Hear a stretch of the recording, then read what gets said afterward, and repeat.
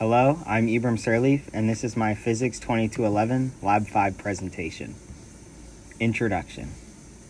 Purpose. The purpose of this lab was to examine why the bottom of a slinky stays still until the top meets it when a slinky is dropped. Concepts.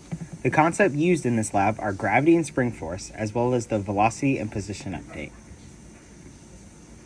Discovery. The reasoning found for why this occurs is because at the bottom, the net force is 0, while at the top it is negative, until they both join up and are then both negative, causing the slinky to drop. Modeling. The model used is a video of two men observing a spring as it falls in slow motion. Models.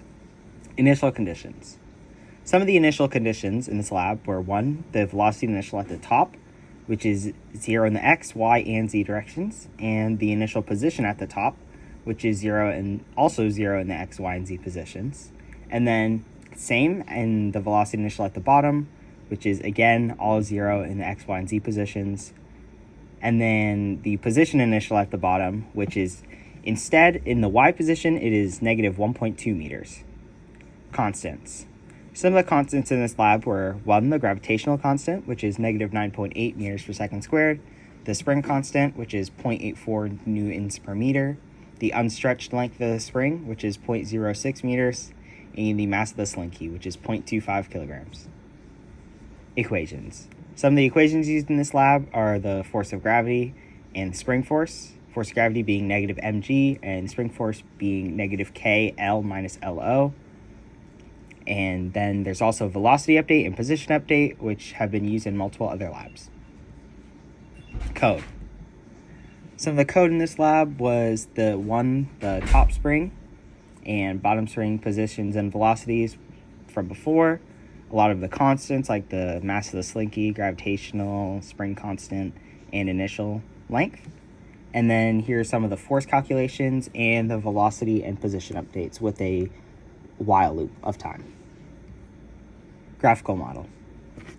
Here's a model of the motion of the top and bottom of the spring. As you can see, once the top of the spring reaches a certain position, its rate is the same as the bottom of the spring, showing that once they are at the same position, they begin dropping at the same rate and same time. Discussion/conclusion. Some of the possible errors in this lab were, first, the tracker data placement. The data in tracker is not exact, so the tracker and data was not exact since the slinky blended in the environment behind it. Also, another error was using average data for the spring constant as well as the spring mass. Since there was no given spring constant or spring mass, I used one that was online for like the average slinky. And then also non-exact height data.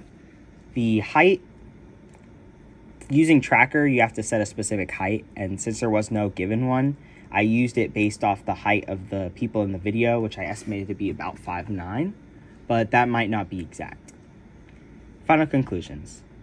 The reason for this physics phenomenon is that at the bottom, the net force is 0, while at the top it is negative, until they join up and then are both negative. The end. Thank you.